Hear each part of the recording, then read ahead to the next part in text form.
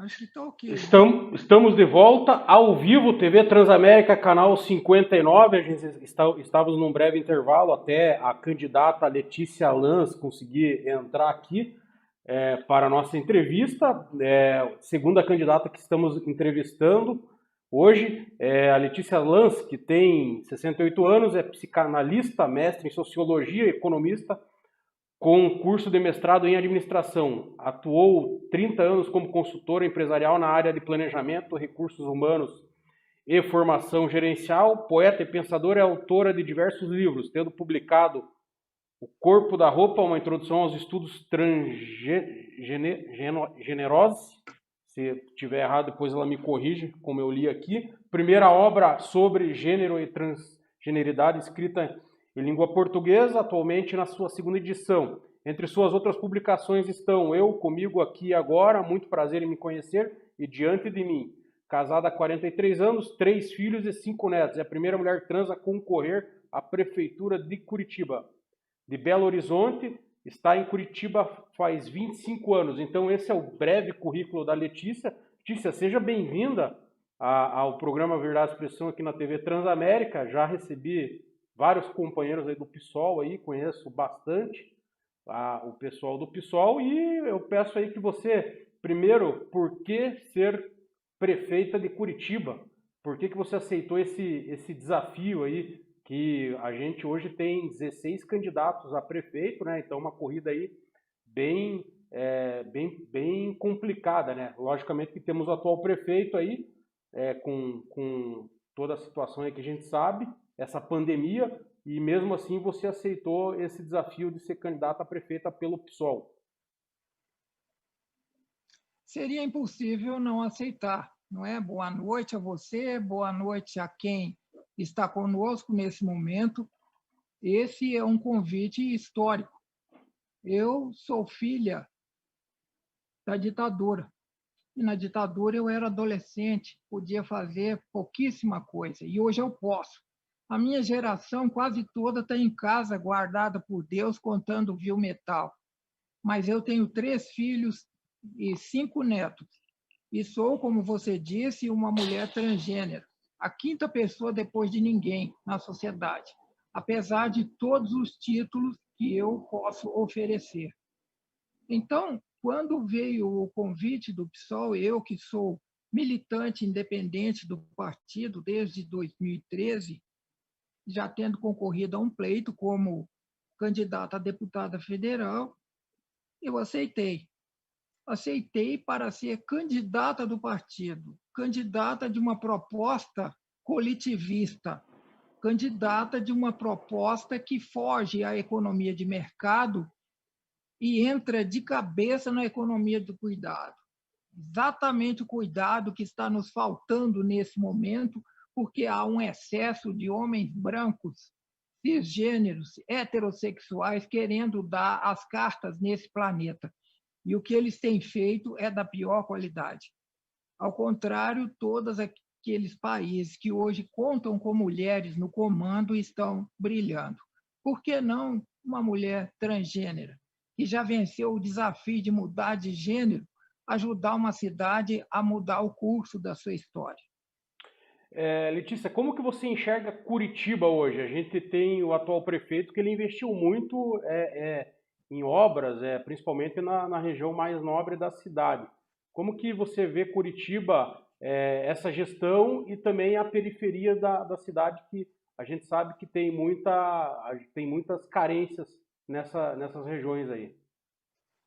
Como toda cidade grande de porte médio e até as pequenas, Curitiba é uma cidade superada. Ela foi planejada para ser um brinco de cidade há 50 anos atrás, mas hoje o projeto de Curitiba está totalmente detonado. Ela vive de história. E a administração municipal que nós temos fez uma opção clara desde o momento que entrou entre atender os interesses e necessidades da população ou atender os interesses e necessidades do capital financeiro. A opção dele foi clara pelo segundo item. ele não se importa nem um pouquinho que existam pessoas morando nessa cidade, principalmente se essas pessoas forem pretas, pobres e periféricas. Aí é que ele não se interessa mesmo. Conclusão: todos os problemas da cidade, que já eram enormes antes da pandemia, com a pandemia tornaram-se graves, crônicos, e não serão resolvidos facilmente com essa administração que nós temos, ou qualquer administração semelhante. Agora, você falou da pandemia, Letícia. Eu gostaria que você desse a sua opinião, como se você fosse prefeita, como que você agiria na pandemia?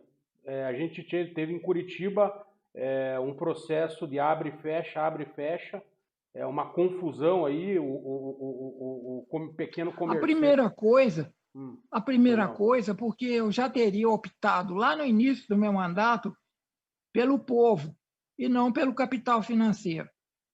Tendo optado pelo povo, estaria tudo fechado desde o primeiro momento, atendendo às recomendações dos especialistas, que se tornaram, no mundo de hoje, especialmente no Brasil de hoje, pessoas desnecessárias. Se o especialista que estuda o assunto, que conhece o assunto, recomenda, por que que vai abrir? Por que que vai manter aberto? Para atender os interesses do capital financeiro só, porque as pessoas não estão sendo beneficiadas. Aliás, é a lógica do necrocapitalismo. Já que nós não podemos mais gerar empregos, já que nós não precisamos mais de mão de obra, vamos matar. E o vírus, nesse caso, tem sido um fortíssimo aliado dessa visão da realidade, que, infelizmente, é a visão que está na administração municipal de Curitiba e na grande maioria dos candidatos que concorrem a uma vaga nessa administração. Você que é ligado à área da economia, como que você trabalharia a pandemia frente à economia no município? Como eu te disse, existem dois tipos de economia: a economia do cuidado e a economia do mercado. Nós nos tornamos, nesse país, escravos da economia de mercado. Não se faz nada aqui se for dar prejuízo ao capital financeiro. E, em nome de dar lucro ao capital financeiro, a maioria dos direitos duramente adquiridos pelos trabalhadores foram perdidos, foram caçados, cruelmente caçados, em nome de acelerar a economia. Acelerou-se o quê? Acelerou-se uma fuga de capitais do país. Acelerou-se o desemprego, que hoje está em mais de 30 milhões de habitantes. Desemprego esse que não será retomado, porque a maioria dos empregos que essas pessoas perderam, eles não existem mais. A tecnologia os devorou. Elas não vão encontrar lugares nas linhas de montagem, que hoje são dominadas por robôs, vocês sabem muito bem disso. Então, abordar a economia hoje depende de uma outra visão, uma visão que se baseie no cuidado, porque sem cuidado ninguém sobrevive. A criança humana é a criança mais desamparada que tem, assim como o idoso humano. Se a criança não for amparada, ela não sobrevive. Se o idoso não for acompanhado, ele também não sobrevive. E quem que faz isso? É a economia do cuidado. E quem é responsável pela economia do cuidado? As mulheres. 4/5 do trabalho de cuidado no mundo é feito pelas mulheres a custo zero. E você pode ver isso agora na pandemia, porque foram fazer home office o homem e a mulher. O homem cumpre o expediente dele, normal. A mulher está trabalhando triplicado, porque ela tem que atender a toda a economia do cuidado do lar, que não é sequer computado no produto interno bruto do país, de tanto desrespeito que há ao cuidado. E quando se fala em cuidado, se fala em amparar as pessoas, em acolher as pessoas, porque os surtos, agora na pandemia, decuplicaram o número de casos de pessoas deprimidas, de pessoas ansiosas, de pessoas sem horizontes, é assustador, meu amigo. E quem é que está propondo alguma coisa para proteger essas pessoas, para amparar essas pessoas, para trazê-las de volta à vida? Porque a cidade, como eu disse, está detonada, não é a nossa, não, é qualquer grande cidade do mundo. Você pega Los Angeles, pega Paris, pega Londres, pega Nova York, todas elas estão vivendo um problema gravíssimo. Hoje mesmo eu estava lendo sobre Nova York a perda de empregos na área cultural. 3.500 pessoas da Ópera de Nova York estão sendo postas na rua por falta de recursos. Onde é que essas pessoas vão trabalhar? E o pior, são trabalhadores da cultura que não recebem nenhum tipo de apoio. Ou seja, a pandemia está nos ensinando que do jeito que nós estamos, não dá para ficar. A menos que seja uma ideia de matar todo mundo, né? E muita gente está indo feliz para o matador. Eu queria que você falasse um pouco. A gente tem um grande debate que é antigo já na cidade de Curitiba, que eu já entrevistei vários candidatos, vários vereadores no mandato e sempre ficou essa questão aí não muito bem resolvida, não muito bem respondida, que é a questão do transporte coletivo.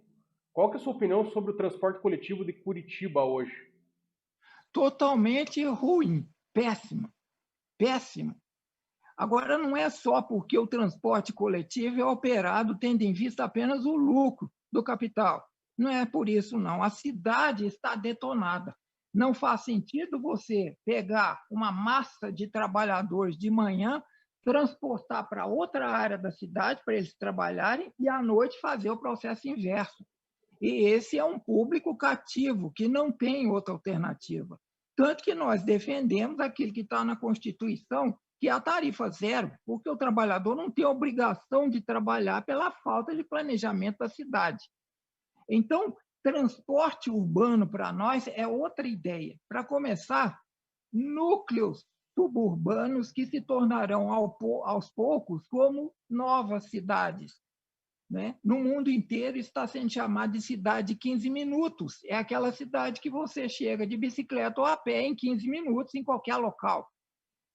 Esses núcleos têm escola, tem comércio, tem vilas agrícolas para se manter e tem pequenos negócios que estão se mostrando hoje como uma grande saída. Os negócios de bairro, né, estão concorrendo de perto com o comércio da internet, que está substituindo os outros tipos de comércio. Então, é uma nova concepção de cidade, sabe, onde as massas não sejam deslocadas para a periferia para morar em conjuntos habitacionais e de manhã terem que voltar para trabalhar no centro. Então, vamos fazer tudo lá. Agora, você veja a contradição. O prefeito, em vez de investir nas localidades periféricas, ele faz investimento nas empresas de transporte, ou seja, é uma ideia clara de que o problema será mantido e não resolvido, porque para resolver o problema só fazendo o que eu falei, né? Então, transporte urbano não é causa de nada, é consequência. E deve ser equacionado junto com os demais problemas da cidade. Porque uma coisa que me incomoda tremendamente é quando um candidato pontualmente diz faz isso aqui, faz isso ali, faz isso acolá, e as coisas não fecham, não combinam. E parece que as pessoas não percebem que ele está falando bobagem, porque existe uma estrutura e tudo está imbricado em tudo. Você só resolve o problema habitacional junto com o problema de transporte, junto com o problema de educação, junto com o problema de segurança. Não é tudo, um por um. Ah, vou resolver. Isso se chama apagar incêndio e fica muito bom para o corpo de bombeiros, não para político. Outra coisa é que o político se julga especialista em tudo. Ele não ouve o povo e muito menos especialista. Parece que ser político no Brasil é fazer um curso de pós-graduação, de doutorado, porque ele se torna doutor no assunto. A opinião dele supera a do especialista, né, a do indivíduo que está pesquisando o assunto, supera a opinião das organizações de bairro, das comissões, dos comitês, nada disso importa. Ele se alia ao capital e o resto que se dane. Não é assim. Uma administração que nós precisamos é aquela que envolva o povo, que é muito complicada, é muito difícil, mas é a única saída que nós temos. Caso contrário, nós vamos morrer debaixo desse modelo caduco, velho, operado por idiotas que nós temos aí. E em relação a você que tem uma ligação aí com a questão da educação, pelo teu currículo aqui, como que você está... A gente vê que os pais estão tendo uma grande dificuldade em relação à falta de contato, logicamente que é impossível por conta da pandemia, mas não se vê nenhum programa efetivo quanto à questão da educação, mesmo que à distância. Qual que é a sua opinião sobre esse tema? Que até é um tema polêmico, né? Muitos defendem que é viável, outros não defendem. Qual que é a sua visão sobre isso? Olha, tudo que é difícil, a moda agora é chamar de polêmico. Mas quando existe vontade política, não existe polêmica, não. A gente produz a solução. Está claro que o ensino à distância é uma realidade que veio para ficar. A pandemia está mostrando isso, a efetividade dele. E não é só no terreno da educação, é em todos os outros terrenos. O home office, por exemplo, hoje as empresas não trarão de volta a maior parte dos funcionários que foram trabalhar em home office. Por quê? Os custos dela reduziram substancialmente e a qualidade do trabalho não caiu. Pelo contrário, em alguns casos subiu. Só se ela for burra de entupir prédios novamente com esses trabalhadores para poder... Não, é porque nós temos que voltar ao velho normal. Isso não existe. Educação no Brasil está totalmente sucateada. Não é? E esse sucateamento da educação aqui não é por acaso, é um plano de dominação. Se querem destruir a educação pagando a um professor a mesma coisa que se paga a um gari, que eu já acho que é muito pouco, e essa comparação é apenas para mostrar a responsabilidade de um e de outro, né? Enquanto um senador, enquanto um juiz ganha milhões, o professor ganha tostões. E agora está sendo obrigado a trabalhar na pandemia em casa. Aqueles cujas escolas têm plataformas para transmitir aos alunos e cujos alunos têm, naturalmente, pelo menos um notebook para poder receber as aulas, ou que notebook que tenha um celular com uma internet decente. E o que nós vemos? Ninguém tem, nem uma coisa nem outra. Eu digo que a educação aqui em Curitiba é muito engraçada. De vez em quando aparece uma notícia de que uma escola de periferia foi assaltada. E o repórter que faz, né, a notícia diz: e levaram uma televisão e 3 computadores. 3 computadores é tudo que a escola tem. E fica trancado dentro de uma sala. E o professor continua a dar aula com cuspe e giz. Tem sentido numa sociedade onde a tecnologia e a inteligência artificial se tornaram a base de funcionamento da sociedade? Não tem. Então, é outra educação. Se a coisa é séria, é para valer, nós temos que pensar outra coisa. Aí eles dizem: mas como é que você vai fazer isso em 1º de janeiro? Cara, primeiro eu não vou fazer, porque eu sei que não vão dar votos para nós do PSOL, vão dar votos para quem está ferrando com todo mundo e vai continuar a ferrar.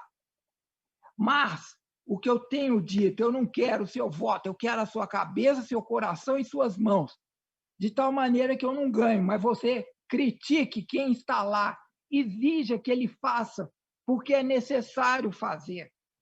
Em termos de educação, o Uruguai é um país desse tamanhozinho, menor do que a nossa região sul. No entanto, cada aluno, quando começa a educação, o processo educacional, recebe um tablet com todos os livros. Tem uma rede de internet que funciona. É isso que a educação não é que está de livro ainda, de papel. Papel. Por quê? Porque o professor não tem treinamento. Não é porque ele não quer, não. É porque não oferecem. É porque ele ganha uma mixaria, uma vergonha. É porque o aluno não tem uma rede de internet decente em casa. Ele tem mal e porcamente um celular que ele acessa o WhatsApp para ler fake news. É isso. É claro que do dia 1º de janeiro, ninguém pode fazer nada. Mas quando a cabeça e o coração das pessoas estão focados no que é preciso ser feito, quando há vontade política, a gente faz. Leva um pouco de tempo, mas a gente faz. Agora, do jeito que está atualmente, sabe, a maior dificuldade é convencer as pessoas que, se elas não entrarem na briga para valer, nada muda. Nada muda. E quando você vê as prévias eleitorais, dá dó. É a mesma coisa, é mais do mesmo. O que é isso? Não quer mudar. Não quer mudar. Eu acho que eu sou uma boa opção de mudança, porque eu conheço poucas pessoas que tiveram coragem aos 50 anos de mudar de gênero ou de sexo, como eles dizem por aí, e manter a família funcionando. Porque eu, sim, sou uma pessoa conservadora. Eles são reacionários. Eles querem manter tudo como está. Eles não têm a menor ideia do que seja uma mudança. A única mudança que fizeram, provavelmente, foi chegar a esse mundo. Depois dessa, não houve mudança nenhuma. Então, é dessa sociedade que eu estou falando. Uma sociedade que está nos pondo doentes. E foi por isso que eu entrei na campanha. Eu acho que você agora está entendendo. Porque a ficar doente, eu vou ficar doente igual Dom Quixote fala lá, sabe? Qualquer coisa, cada vida, me obriga a parecer malcriada e caminhar sempre em frente. Eu não vou morrer com os dentes da morte atrelados no meu pescoço. Eu quero deixar o meu legado. E em relação à questão, você deve saber ter conhecimento muito nessa causa, que é a questão da segurança e criminalidade na cidade de Curitiba. A gente tem, logicamente, uma guarda municipal, dependemos do governo do estado em relação à segurança, mas o que eu sempre ressalto é a questão das políticas públicas de segurança. O que você pensa sobre isso? De novo, não dá para pensar de forma isolada. Uhum. Não dá para pensar que polícia é para pegar bandido. Se fosse para pegar bandido, pegaria todos os bandidos de colarinho branco que estão aí todos soltos, candidatando novamente, tá? Candidatando a descer o cacete no povo, como já fizeram em outras ocasiões, né? Então, segurança pública, de novo, não é um tópico isolado, não é reforçar as nossas forças de segurança. Isso é apenas um dado a mais, porque resolva o problema do emprego, resolva o problema da educação, resolva o problema da moradia, que eu vou te assegurar, a maior parte dos crimes que nós temos, que são produzidos por esses desvios sociais, eles vão desaparecer. E a polícia não será mais obrigada a matar pessoas, a intimidar pessoas na rua, como faz com nossos jovens desempregados, a famosa geração neném, que nem estuda nem trabalha, e que são abordados na rua. E se eles tiverem 10 gramas de droga, serão presos. Em compensação, lá nas altas esferas, 39 quilos de cocaína ficou por isso mesmo. Sabe? Se pega um helicóptero lotado de cocaína e se fez o que a respeito? Então, é disso que nós estamos falando, sabe? Porque segurança não é simplesmente equipar a polícia, que, aliás, deve ser equipada. Eu morei no Japão. Olha, foi das polícias mais fantásticas que eu já vi até hoje. Primeiro, o treinamento daqueles policiais, que é baseado não em armas, mas em técnicas milenares, em lutas marciais, e que usam luvas na rua. Mas não bobeia com eles, não. Não bobeia em transgredir a regra, não, porque você vai dançar. Aqui o preparo é botar uma arma na mão do cara que não tem preparo nenhum. Então, tá tudo errado, cara. Ah, não, vou reforçar a segurança. Reforçar o quê? Segurança é quando existe emprego, é quando existe moradia, é quando existe horizontes para as pessoas. Aí o que transgride tem que tomar porrada mesmo. Mas hoje muita gente transgride porque primeiro, não foi educado para não transgredir. Segundo, muitas vezes transgride por desespero. Se o jovem é largado a si mesmo nas nossas periferias, porque não há nenhuma iniciativa para protegê-lo, desenvolvê-lo, não há. Ele se torna presa fácil do crime. Nós sabemos disso. Então, em vez de investirmos para construir presídios, vamos investir para construir escolas, para pagar bem os nossos professores, para essa realidade não acontecer. Né? Vamos investir na família, mas investir de verdade. Não é essa conversa, defende família, isso é só conversa fiada. Defender a família é defender a moradia da família, é defender o trabalho das pessoas daquela família, é defender a vida que eles têm em comum na coletividade. Se o resto é conversa fiada para boi dormir, defende família. Defende o quê? Vai lá, só de família já teve umas 5, fora as que tem na rua. Candidato, o nosso tempo está estourando. Eu queria agradecer a sua participação na TV Transamérica, desejar sucesso aí a você e também a todo o grupo do PSOL nas eleições. Muito obrigado. Sou eu que agradeço. Uma boa noite a você e a todo o seu público. Obrigada. Agradeço a você, amigo telespectador, que nos acompanhou até agora, e semana que vem estaremos ao vivo novamente com mais 2 candidatos a prefeito de Curitiba. Grande abraço e boa semana.